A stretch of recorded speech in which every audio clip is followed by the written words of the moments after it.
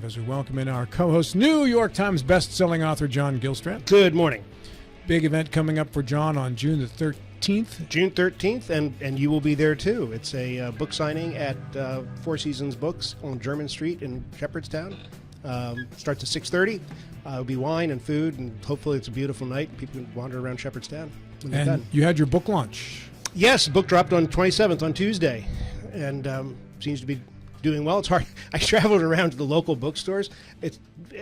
Books A Million doesn't have it. There's my publisher is working on that right now. However, Four Seasons Books in Shepherdstown definitely has a lot of copies, and it's available on Amazon. And that's where we will be June the 13th. Indeed. And we welcome in as well.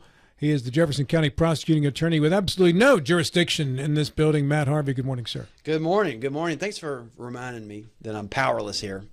Think about that for a moment. I know. It's very humbling. I need that every morning. Thursdays are good days at the office. You don't even have to wear a tie if you didn't want to. Well, I don't, but I absolutely do. Every time I'm on here, I try to wear a tie. I want to. I'm, not in my role as prosecutor, but that's how people associate me, and I want to dress the part and show them the respect of if they're going to tune in on Comcast Channel 10 or on the old Facebook machine. Now, if you could just start wearing pants. I have to detract from my face. That was the old anchorman trick of no, I wear pants. Jacket and tie up top, shorts on the bottom. I have full breeches. People really do that, by the way. Long breeches. Actually does happen. Where I grew up. Our guest in this segment is historian, history expert, instructor, Matt Borders. He joins us via telephone. Matt, good morning. Thank you so much for making your debut on the program this morning. Good morning, gentlemen. It's an absolute pleasure to be with you all this morning. You are going to talk today about Monocacy National Battlefield and its importance in the Civil War in terms of what took place there.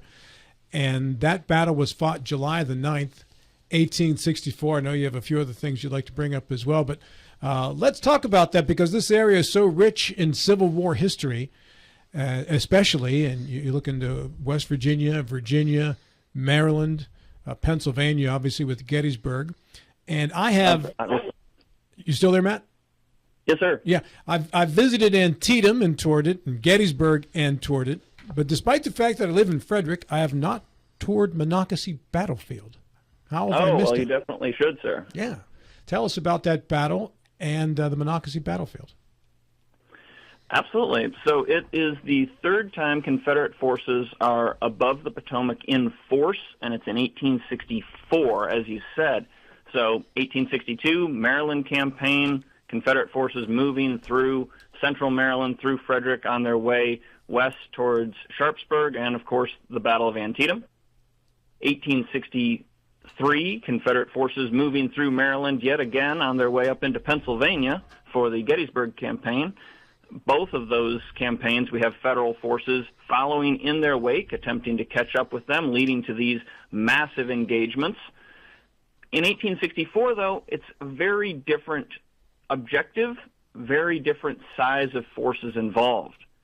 Now, you guys are out there in West Virginia, and Confederate forces actually passed right through that area. You guys were talking about Shepherdstown, wonderful little town, has deep history to the American Civil War, and Jubal Early's forces will cross over the Potomac River at Shepherdstown on the night of July 5th into the 6th of 1864. They've been redirected from Harper's Ferry. Harper's Ferry's defenses, by that point, much too strong, unlike in 1862 when Harper's Ferry was captured with its garrison intact by Jackson, the largest surrender of United States forces until World War II. Now, Early is going to bypass the fortifications around Harper's Ferry after glaring at them for about a day, moves up to Shepherdstown, crosses over the Potomac, and begins the third major Confederate incursion into Maryland. He is going to capture towns on his way east. He will be taking Hagerstown on July 6th and ransom that city. He will capture and ransom Middletown on July 8th, and then, of course, we would have the fighting around or just south of Frederick, Maryland, near Monocacy Junction on July 9th. Of course, Frederick is also ransomed at that time, and there was numerous skirmishes and preliminary engagements before July 9th itself. So the objective really is twofold. Jubal Early, the Confederate commander, has been ordered to secure the supply route of the Shenandoah Valley. Basically, all the grain and hoofstock of the Shenandoah Valley is moving south, passing through Lynchburg, Virginia, that important railroad crossroads that would send that food and that hoofstock towards Richmond and Petersburg, which is, of course, under siege by this point. Ulysses S. Grant, the General-in-Chief of all United States forces, has two armies outside of Richmond and Petersburg. And Lee is desperate to keep his supply lines open as Grant is moving additional federal forces into the Shenandoah Valley to try to sever those supply lines. Specifically, that would be David Hunter's forces. So Jubal Early is sent from the Richmond front over to Lynchburg. He links up with the former Vice President of the United States, John Breckinridge, and those two Confederate officers are going to actually trick David Hunter into believing that he is pretty heavily outnumbered. Hunter's also having some issues with his own supplies, ammunition specifically, and so he begins to withdraw in the face of Lynchburg. And he is pursued by Early. Jubal Early will actually drive him into the West Virginia mountains. Hunter would claim that he was going to be falling back onto the Ohio River, where he could then move back eastward via the Ohio River and the railroads. But unfortunately, due to the conditions of the river, he was not able to do that with any alacrity, and so he is going to be delayed significantly in coming back east, which gives Jubal Early basically full reign of the Shenandoah Valley. He begins moving northward at that point, and, like I said, engages with the defenses around Harper's Ferry on the 4th of July, 1864, decides he can't punch through there, and shifts up to Shepherdstown. So it's a pretty dynamic campaign before we even get to the fighting on July 9th. In fact, there's a pretty big fight just outside of Frederick, Maryland, between Middletown and Frederick, Maryland, on the 7th and 8th, sometimes referred to as the Battle of West Frederick. You might have heard of references to that since you're a Frederictonian, sir. Yeah, indeed. I drive through Middletown on my way home. I go through Shepherdstown and then Boonesboro and Sharpsburg before that, and then up through the hills in Middletown. There's a nice plaque there in Middletown. I'm sure you've seen it at some point along the way as you're driving down Main Street regarding the Civil War. And then there's another one as you're working your way through Boonesboro and starting to hit the mountain. There's another marker there where they've put a post office now around that area. Mm-hmm. Yes, sir. Yeah. So there's plenty of markers along the way there. Good. Matt Harvey, you were about to say. Would it have another name besides the Battle of West Frederick? The fighting west of Frederick? Actually, not really. The Battle of West Frederick is a more modern name given to it by the author Joe Collins, who's a local historian in Frederick. He wrote the only modern account of that engagement. Because it's referred to... I'm sorry, go ahead, sir. I was just going to say it's common for the battles were named by the North after the body of water that it was closest to, and the South named it after the town it was closest to. So you might hear different references to the same skirmish or battle. South is Battle of Sharpsburg, north is Antietam. Right, and that's not a hard and fast rule, but it is, especially earlier in the war, something that does exist. It's not always bodies of water. It can also be natural landmarks, such as the Battle of South Mountain is also known as the Battle of Boonesboro. Yeah. Question for you, Matt, here. So you have Antietam, 1862, Gettysburg, 1863, Monocacy, 1864. Why does Monocacy get labeled as the battle that saved Washington? That's a great question. So Confederate forces, as I hinted at, the objectives very different in 1864. So where in 62 and 63, Lee was trying to draw Federal forces away from Washington, D.C., out into the open where they could be beaten before he continues his own movements either towards Washington or elsewhere. In 1864, Jubal Early is actually making a run at Washington, D.C. itself. And so there's very little left to defend on the northern approaches of Washington. And this was by design at the time. Washington, D.C., as you gentlemen are probably aware, was the most heavily fortified city on earth in 1864. There's about 63, give or take, forts around the national capital and about 98 batteries or gun positions. Thousands of men had held those fortifications, but the vast majority of those troops had actually been pulled out of the northern ring of forts, the forts above the Potomac River, due to the Overland Campaign. The casualties of the Overland Campaign being so dramatic in those major clashes, those first major clashes between Grant and Lee, that Grant wants to keep the pressure on the Confederates and keep his numbers up. And so the troops, the majority of the troops in the northern ring of forts, which were heavy artillery regiments, guys who have been trained in both the big guns and in musketry, have been pulled out. Those forts are still manned, but they're pretty poorly manned, basically just enough guys to run some of the cannon. And so with Jubal Early moving on Washington, we're going to have this thrown together force at the very edge of what was known as the Middle Department. The Monocacy River was the western edge of the Middle Department, which is based out of, or was based out of Baltimore, Maryland, and under the command at the time of Major General Lew Wallace.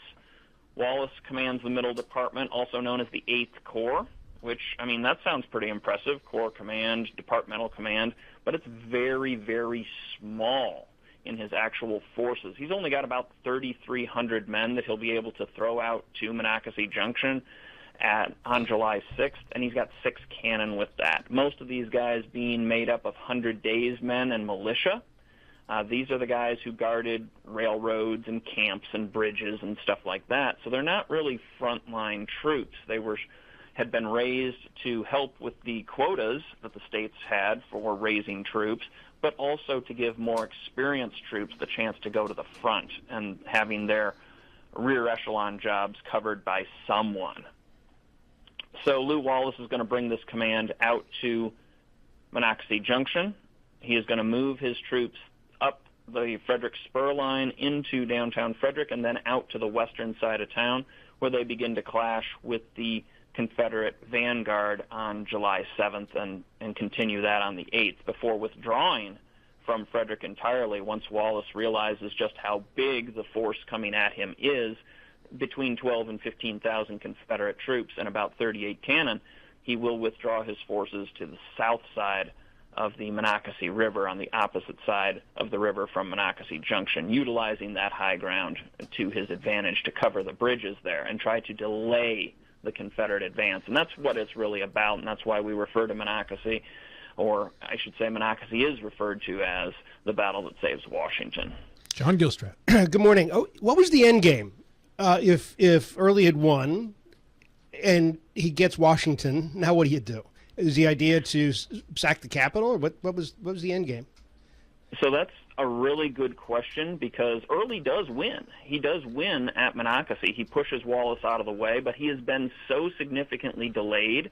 By the time he reaches Washington, D.C., federal reinforcements are beginning to pour back into the national capital. So it's a tactical defeat, right, as a practical matter?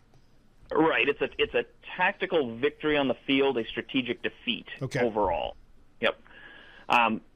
Early does make it down to Washington. Now, what he could have done is debated to this day. Honestly, I don't feel that he was looking to take and hold Washington, because he doesn't have to, because the other objective of this campaign is to relieve the pressure on Richmond and Petersburg, force Grant to send forces back north to defend Washington, but also, gentlemen, what's going to happen in November of 1864?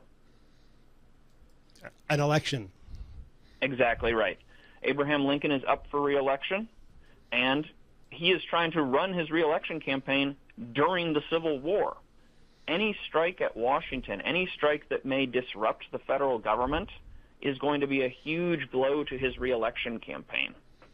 So Early is very conscious of this. The Confederate government is very conscious of this. They really want to avoid Lincoln being reelected if they can, because if he is, they know the war is going to continue.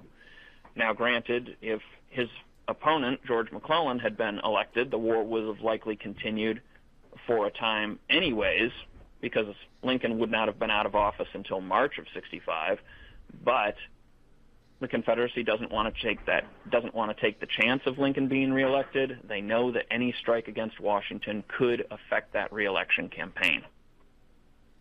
Well, if McClellan ran it as robustly as he did on the field, from the White House he did in the field, there's not a lot to be concerned about, right? Well, actually, it's interesting. Both Lincoln and McClellan were really pushing for the soldier vote. They really wanted to see some form of balloting going out to the troops because both men believed the Army, specifically the Army of the Potomac, would back them. We have to remember that George McClellan is a war Democrat, and that's one of the reasons why he was elevated as quickly as he was. Lincoln trying to keep the country together, trying to keep the federal states united in a cause to preserve the Union. He elevates a number of powerful Democrats and powerful representatives of other factions that weren't necessarily aligned or at least entirely aligned with the Republican Party at the time. And so McClellan would be elevated to very high command after a series of somewhat minor victories in what's now West Virginia, but he does a good job with those, and the press loves him. So he was getting a lot of press, and a lot of good press, I should say, and that's really going to allow him to be elevated as quickly as he does, or was. Now, he will struggle with some of his campaigns, as you guys are aware. I don't think he's given a fair shake in regards to the Maryland campaign, to be perfectly honest. I think he actually fights that campaign very well and is moving against Robert E. Lee and the Army in Northern Virginia pretty aggressively if we actually look at the timeline. But that's neither here nor there. You used a term that I think needs some explanation. You talked about in various cities that Early would ransom them. What does that mean? Yes. So this is interesting. There are 3 cities in Maryland that are captured by Confederate forces and are threatened with destruction lest they pay a ransom. Now, these ransoms do vary a bit. All of them wind up being paid in cash, but in both Hagerstown and in Frederick, there are material item options as well. So when Confederate cavalry rode into Hagerstown on July 6th, they had pushed back a small defensive screen of Federal cavalry that had fallen back through Hagerstown. And so a lot of Hagerstown merchants had actually fled. So when the Confederate cavalry shows up, they demand $20,000 and all of these different clothing items. But the merchants have fled, taken most of their wares with them, and so it's really only 3 banks that are able to get together. They come up with the $20,000, and Hagerstown was spared. Similar story in Middletown, but Middletown has only 1 bank, and so when Jubal Early demands of that small town $5,000, there's only $1,500 in the bank. So he winds up taking that, and he'd hoped to maybe bring in the rest of the funds from the surrounding countryside, but fighting had already broken out by that point west of Frederick, and so he moves on with that smaller amount. Does that Frederick money go? Is a different. Sorry. Go ahead. I'm sorry, Matt. Does that money go back to Richmond, or does get pinched a little bit here and there? That's an interesting part of the campaign because I've actually tried to track it. It does not go back to Richmond. It does not go into the Confederate Treasury. It is federal greenbacks. So it's not Confederate script or anything like that. It's not gold or anything like that. It's greenbacks. It's the first paper money that the federal government is backing. And those dollars, if you will, are going to be distributed to the Army. Specifically, it looks like, looking at the official records of the War of the Rebellion, it looks like Early distributed it to his division commanders, so pretty big chunks of the Army, so that they could purchase supplies, so that they could somewhat pay their men, but it's mostly for purchasing supplies and equipments that are needed for his forces after he's withdrawn back into Virginia following his repulse at the very gates of Washington. Matt Borders is our guest here on the program. Matt, how was Lew Wallace regarded in history as a battlefield general? Wallace is a fascinating character. He fights very well in the early part of the war, specifically in the Western Theater in 1861 and 62. He's actually involved in those West Virginia or what becomes West Virginia campaigns. He actually would capture Romney at one point from Confederate forces. He commands the 11th Indiana Infantry, the Wallace Zouaves, as they were known at the time, before he begins to be elevated. Now, he is going to be a successful brigade and division commander under such luminaries as Grant himself, but he does run afoul of Grant and Henry Halleck, the commander of the Western Department, after the Battle of Shiloh in April of 1862. Though Wallace had fought very well around Henry and, of course, significantly at Fort Donelson earlier that year, Wallace is not part of the West Point clique, if you will. And so when the casualty reports begin to get out about the fighting at Shiloh and just how bad they were, even though it's a federal victory, the nation was shocked by the enormity of the bloodshed and the violence there. And so it was kind of seen, or it seems to have been seen, that somebody needed to be blamed for it. And Lew Wallace, sadly, was in a position to be blamed for it. He wasn't a West Pointer. He was a very young, at the time, Major General, only recently promoted to that position, and his division was out of place in the morning of the first day of the Battle of Shiloh. Now, you can argue, and I think rightly so, that he was where he had been told to be and that his orders getting him back to Pittsburgh Landing or Shiloh Church were not particularly well written, and the roads in that part of Tennessee are very difficult to maneuver even to this day. There are issues with how he decides to march his troops, yes, but he does get his division back down to Pittsburgh Landing in time to help Grant on the second day's fighting, and is successful in outflanking the Confederate line there 3 times. But, again, not being a West Pointer, having been not present on the first day's fighting, he is scapegoated, for lack of a better term, for many of the federal losses there, and he gets backburnered for about 2 years. We're going to see Wallace for the rest of 62 and throughout 63 doing recruiting jobs for the state of Indiana, particularly Governor Morgan there. And then he is also going to be working on the defenses of Cincinnati, which he would successfully build there in Ohio, defending the city from Confederate raiders that were looking to cross over from Kentucky, cross over the Ohio River from Kentucky. And in the spring of 1864, he is pulled from somewhat obscurity out there commanding these various posts to the Middle Department by the Lincoln administration. And he is brought out east specifically because he's done such a good job administrating these various commands and working with public entities as part of the military that he would be asked to watch over the election of the Maryland Convention delegates. And on that, so the state of Maryland. Note, Matt, I'm sorry. I'm saying I'm just about out of time. I appreciate yours. Great detailed look at the Battle of Monocacy, July 9, 1864. Thank you so much. Oh, it's our pleasure. Have a great day, sir. Take care. Yep, you as well. Thank you. This segment of our program today, and by the way, Monocacy Battlefield is right there in the heart of Frederick, just south of the city.